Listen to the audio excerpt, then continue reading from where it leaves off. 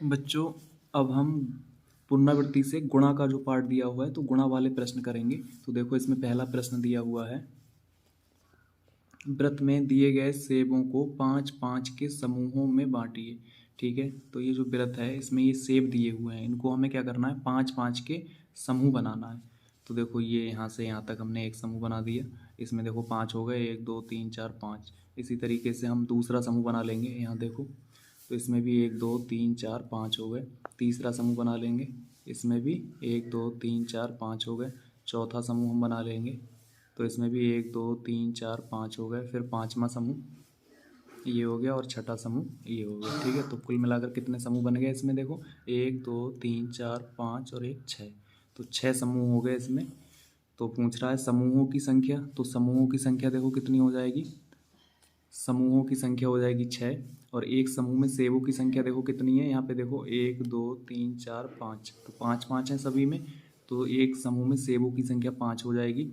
अब दोनों की हम देखो कुल सेबों की संख्या पूछ रहे हैं, तो कुल सेबों की संख्या के लिए हम क्या करेंगे, इन दोनों की गुणा कर लेंगे।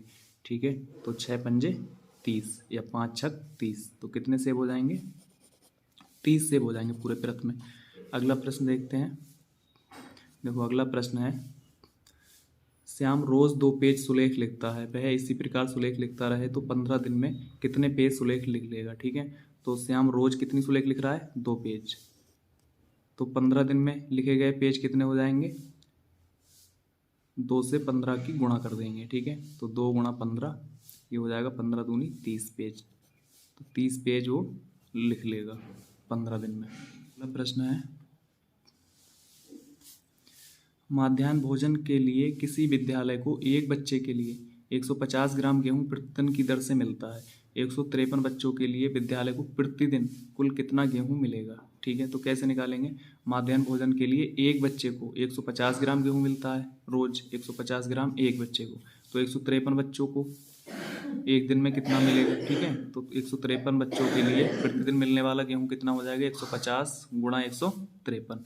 इन दोनों की हम गुणा कर लेंगे तो ये हो जाएगा,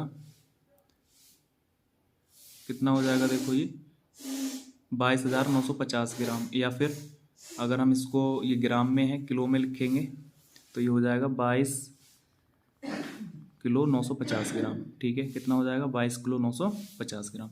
अगला प्रश्न देखते हैं। देखो, अगला प्रश्न है, एक क्रिकेट मैच में सचिन ने 3 छक्के और 7 चौके लगाए। चौके और छक्के से उसने कुल कितने रन बनाए। ठीक है, तो सचिन ने छक्के से बनाए रन, क्या छक्के लगाए, 3, तो 6 गुणा 3 यानी 18 रन छक्कों से बनाए। उसके बाद चौकों से 7 चौके लगाए, तो सचिन ने चौकों से बनाए रन 4 गुणा 7, 7 चौके लगाए, तो 7 चौक 28 रन, 28 रन उन्होंने चौके से बनाए। तो सचिन ने चौकों और छक्कों से कुल कितने रन बनाए, तो 18 और 28 को हम जोड़ देंगे, कितना हो जाएगा, 8 8 16 के 6 हो जाएंगे, हासिल 1 हो जाएगा। ठीक है, तो 1 और 2 3 और 1 हासिल 4, तो 46 रन।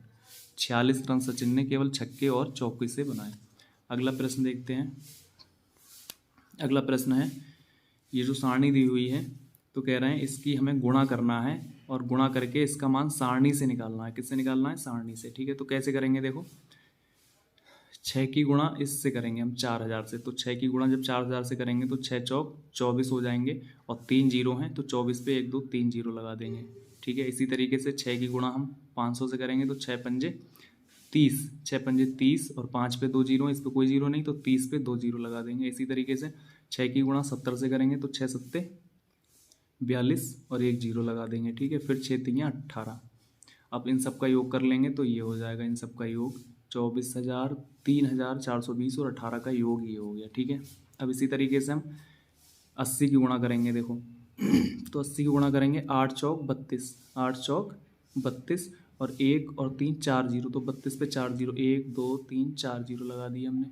ठीक है, इन दोनों की गुणा हो गई। अब 80 की गुणा हम 500 से करेंगे, तो देखो 8 पंजे 40, कितने हो जाएंगे, 40 और 1 और 2 3 जीरो, तो 40 पे 1 2 3 जीरो लगा देंगे। ठीक है, अब इसी प्रकार हम अगला करेंगे। देखो 80 की गुणा आप 70 से करेंगे तो 8 सत्ते होते हैं 56, 8 सत्ते 56। अब 1 जीरो यहाँ है, 1 जीरो यहाँ है, तो 56 पे 2 हम जीरो लगा देंगे। ठीक है, अब अगले देखते हैं। ये हो जाएगा, देखो 80 की गुणा हमें कितने से करना है, 3 से, तो 8 3 कितने होते हैं 24, और यहाँ पे एक जीरो है तो एक जीरो लगा देंगे, यहाँ कोई जीरो नहीं है, ठीक है। तो इस तरीके से इसकी और इन सभी की हमने गुणा कर ली, ठीक है। अब इन सभी का हम योग कर लेंगे, तो योग ये हो गया इसका। उसके बाद देखते हैं अगला। अब 300 की हमें गुणा करनी है, 300 की गुणा 4000 से करनी है, तो ये हो जाएगा देखो 3 चौक 12, और 12 पे जीरो कितने आएंगे, 3 और 2 5, तो 5 जीरो लगा देंगे, 1 2 3 4 5 जीरो 12 पे, ठीक है। उसके बाद 300 की गुणा हम 500 से करेंगे, तो 5 तियाँ 15 हो जाएंगे, और 2 4 जीरो, 1 2 3 4 जीरो। अब 300 की गुणा हमें 70 से करना है, तो 3 सत्ते 21 हो जाएंगे, और 2 और 1 3 जीरो, ठीक है। 21 पे 3 जीरो हो जाएंगे, ठीक है। अब 300 की गुणा हमें करनी है 3 से, तो 3 तियाँ 9 हो जाएंगे, और 2 जीरो हैं यहाँ, तो 2 जीरो लिख देंगे। अब इन सब का हम क्या करेंगे, योग कर देंगे, ठीक है। इन सबको जोड़ लेंगे।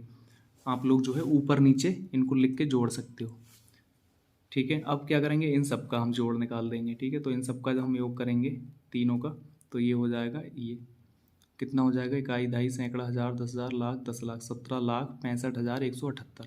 और हम वैसे इसकी गुणा कर रहे हैं तब भी इतना ही आया है, देखो 17,65,178, ठीक है। तो ये सारणी विधि से हो गया, ठीक है बच्चों। रिक्त स्थानों की पूर्ति कीजिए, ठीक है। तो इसमें ये जो रिक्त स्थान दिए हुए हैं, ये इनको हमें भरना है। कैसे भरना है, देखो यहाँ से देखते हैं। 9 की गुणा हमें 1 से करना है, तो 9 एकम 9। फिर 9 की गुणा 2 से करेंगे, तो 9 दूनी 18। फिर 9 की गुणा हम 3 से करेंगे, तो 9 तियाँ 27 हो जाएगा।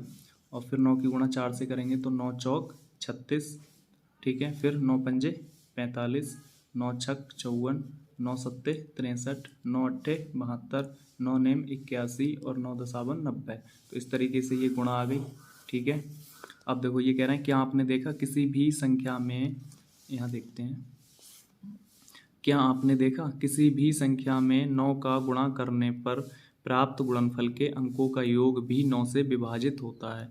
तो इसमें देखिए, जो भी हमने 9 से गुणा की है और जो भी गुणनफल आया है वो भी 9 से विभाजित हो जाएगा। देखो 45 हुआ चाहे 36 हुआ, चाहे इसका योग कर लें, तो 3 और 6 9, 2 और 7 9, 8 और 1 9, ये तो 9 है ही, 9 और 0 9, 8 और 1 9, 7 और 2 9, 6 और 3 9, ठीक है। 5 और 4 9, तो ये भी 9 से विभाजित होता है। अगला प्रश्न करते हैं।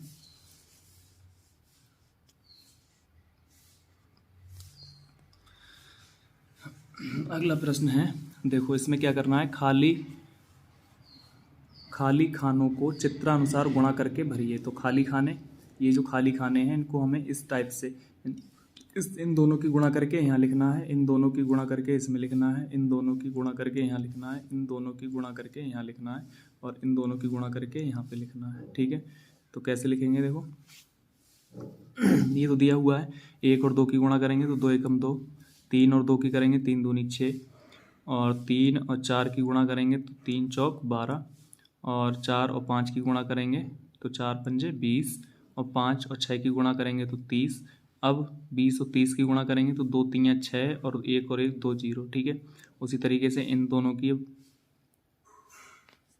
गुणा करेंगे तो यहाँ लिखेंगे तो 12 दूनी 24, यानी और 1 जीरो, तो जीरो लगा देंगे, 240 हो जाएगा। अब इन दोनों की गुणा करके यहाँ लिखेंगे तो 12 छंग 72, ठीक है। इन दोनों संख्याओं की गुणा करके यहाँ लिखेंगे तो 6 दूनी 12। इसी तरीके से हम इन दोनों संख्याओं की गुणा करेंगे तो ये आ जाएगा, ठीक है। तो यहाँ लिख लेंगे इसको 1,44,000।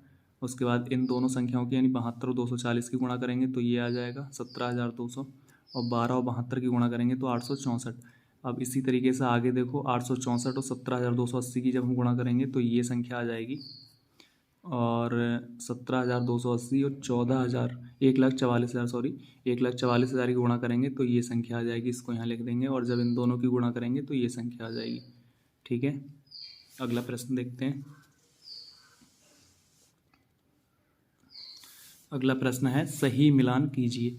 तो देखो यहाँ दिया है 14 गुणा 7, ठीक है। तो 14 सत्ते होते हैं 98 बच्चों, तो इसको हम 98 से मिला देंगे। उसके बाद दिया हुआ है 18 गुणा 9, तो 18 नेमा होते हैं 162, ठीक है। तो 162 इसमें देखेंगे ये दिए हुए हैं, तो इसको हम इससे मिला देंगे। 9 गुणा 0, तो 9 गुणा 0 और 0 गुणा 9, ठीक है। 9 गुणा 0 करेंगे तब भी 0 आएगा, और 0 गुणा 9 करेंगे तब भी कितना आएगा, 0 आएगा। तो इससे मिला देंगे। 105 है, तो 105 होते हैं 15 सत्ते 105, ठीक है। तो इसको मिला देंगे 7 गुणा 15 से। 55 नहीं, अभी रहेगा 12 अट्ठे 96, ठीक है। तो 12 अट्ठे 96 होते हैं, या फिर 16 छक 96 होते हैं, ठीक है। 16 छक कितने होते हैं? 96, और 12 अट्ठे भी 96। तो इसको हम इससे मिला देंगे। ये देखो 55 दिया हुआ है, तो 55 होते हैं 11 पंजे 55। इसको इससे मिला देंगे, देखो तो ये हो जाएंगे 10 गुणा 7 यानी 70 हो जाएंगे, और 1 गुणा 7 यानी 7 हो जाएंगे, तो 7 ये दिया हुआ है, और 16 गुणा 8 दिए हुए हैं, तो 16 गुणा 8 ये हो जाएंगे 8 गुणा 16, ठीक है। अब अगले देखते हैं क्या दिया है इसमें। ये दिया है निम्न कथनों में सत्य असत्य अंकित कीजिए, ठीक है। तो पहला जो इसमें प्रश्न दिया हुआ है या कथन जो दिया हुआ है, किसी संख्या में 0 से गुणा करने पर गुणनफल का मान उसी संख्या के बराबर होता है, ठीक है। तो ये बिल्कुल गलत है, ये इसको हम गलत का चिन्ह लगा देंगे, या फिर हम इसमें असत्य लिख देंगे, ठीक है। तो ये असत्य हो जाएगा। दूसरा है 0 में किसी संख्या का गुणा करने पर गुणनफल 0 होता है, ये बिल्कुल सही है।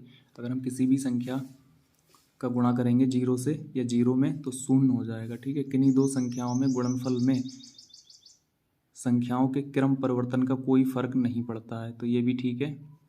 किसी संख्या में 1 से गुणा करने पर गुणनफल का मान संख्या के बराबर होता है, ये भी बिल्कुल सही है। किसी भी संख्या की अगर हम 1 से गुणा करेंगे तो वो संख्या उतनी ही रहती है।